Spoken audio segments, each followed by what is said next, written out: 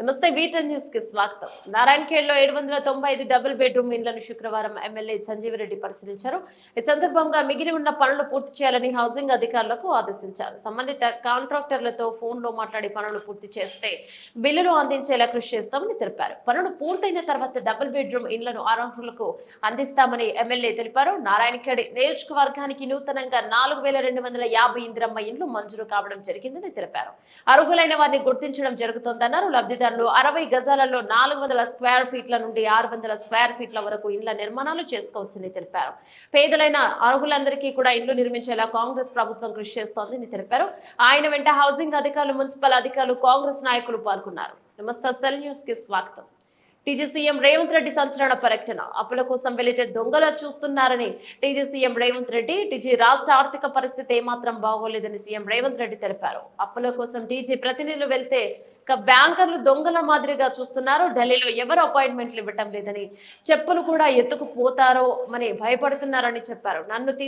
నన్ను కోసుకుని తిన్నా కూడా కానీ ఆదాయం 18,500 కోట్లు మించి లేదు. ఏ పథకం ఆపి బోనస్లు, జీతాలు పెంచాలో ఉద్యోగ సంఘాలు చెప్పాలని పేర్కొన్నారు. ఇండ్లు మన నారాయణఖేడ్ నియోజకవర్గానికి మంజూరు కావడం జరిగింది. దాంట్లో ఫస్ట్ లిస్ట్లో అందరూ అర్హులు ఉన్నారు. ఇల్లు కట్టుకోవడానికి స్థలం ఉండి కట్టుకునేవారు ముందరికి వస్తే వారికి ఇల్లు బెనిఫిషరీని గుర్తించడం జరిగింది.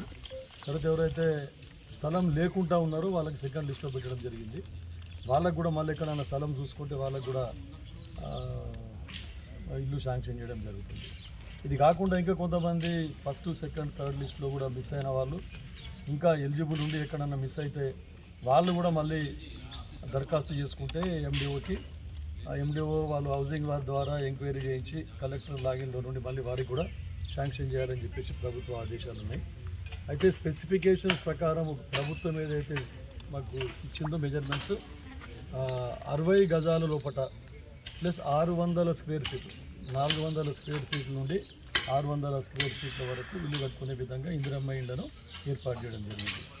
ఇక దీంట్లో డబుల్ బెడ్రూమ్ మన గురించి, రిపేర్స్ గురించి మన గృహ నిర్మాణ శాఖ మంత్రి గతంలోనే 1 సంవత్సరం క్రితమే 6 కోట్ల రూపాయలు దీనికి శాంక్షన్ చేయడం జరిగింది. అయితే ఆ కాంట్రాక్టర్కు మరీ రిక్వెస్ట్ చేసి మళ్ళీ కంప్లీట్ చేయమని చెప్పడం జరిగింది. పాత కాంట్రాక్టర్స్కి వారికి జిఎస్టీ ఏదో అప్పటికి ఇప్పటికీ జిఎస్టీ పెరిగింది, మాకు పాత జిఎస్టీ కన్సిడర్ చేయాలని చెప్పేసి వాళ్ళు ముందుకు రాలేదు. వాళ్ళతో కూడా చర్చించి మళ్ళీ వారికి ఇంకా కొన్ని ఇన్ఫ్రాస్ట్రక్చర్ దాంట్లో కూడా వాళ్ళు చేసిన పనికి అప్పుడు డబ్బులు రాలేదు. తర్వాత ఇంకా వేరే వివిధ ఏవైతే మోటార్లు ఉన్నాయో, బోర్ మోటార్లు వాళ్ళు వేసిన దానికి కూడా ఇంకా బిల్స్ రికార్డు కాలేదని చెప్పడం జరిగింది. అయినా సరే ఈ ప్రభుత్వం చిత్తశుద్ధితోనే బీదలకు ఇండ్లు కట్టియాలనే ఉద్దేశంతో చిత్తశుద్ధితో పనిచేస్తూ ఉంది. కాబట్టి దీనికి సపరేట్ బడ్జెట్ కూడా కేటాయించడం జరిగింది. ఇక్కడ కూడా దీనికి ఇన్ఫ్రాస్ట్రక్చర్ గురించి 1,60,00,000 రూపాయలు దీనికి కేటాయించడం జరిగింది.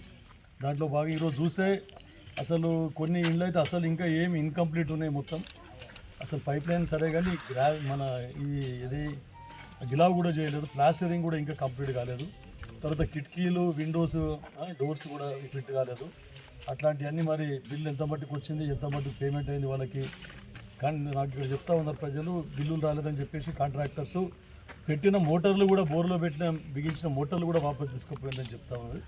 వాళ్ళతో మళ్ళీ సంప్రదించి అన్నీ వాపసు తెప్పించి, తర్వాత కొంతమంది దొంగలు కూడా ఇక్కడ అన్ని సామాన్ ఎత్తుకపోవడం జరిగింది. అయితే ఇక్కడ కన్వెన్షన్ సెంటర్ ఏదైతే ఉండేనో, కన్వెన్షన్ సెంటర్లో మున్సిపాలిటీ ద్వారా ఒక వాచ్మెన్ని డెప్యూట్ చేసి మున్సిపాలిటీ నుంచి జీతం ఇచ్చి 2 కూడా ఈ డబుల్ బెడ్రూమ్ సముదాయము, తర్వాత కన్వెన్షన్ హాల్ కూడా పకడ్బందీగా కాపలా గాయాలని చెప్పేసి చెప్పడం జరిగింది. తర్వాత పోలీస్ డిపార్ట్మెంట్కి కూడా రోజు రాత్రి ఇక్కడ అసాంఘిక కార్యకలాపాలు జరుగుతూ ఉన్నాయని చెప్పేసి పోలీసు వారికి కూడా రిక్వెస్ట్ చేసి రోజు ఇక్కడ పెట్రోలింగ్ కూడా ఏర్పాటు చేయడం జరిగింది.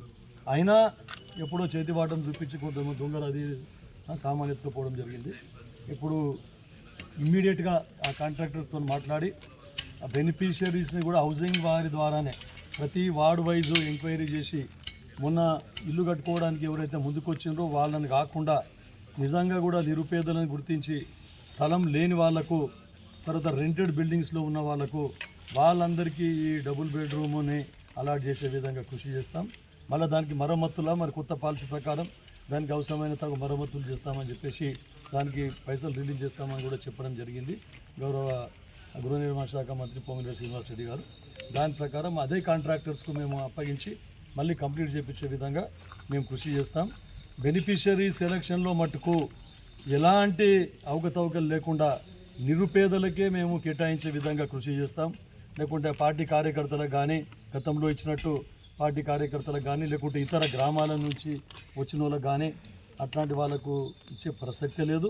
కాకపోతే ఈ నమ్లిమేటు నర్సాపూరు గ్రామస్తులు ఎవరైతే ఉన్నారో గతంలో ల్యాండ్ ఇష్యూ వచ్చింది వాళ్ళకు కూడా దీంట్లో నుంచి ఒక 20% ఇల్లు కూడా వాళ్ళకు కూడా కేటాయించి ఆ స్థలం లేని వాళ్ళకు కూడా వాళ్ళకి ఇచ్చే విధంగా మేము కృషి చేస్తాం.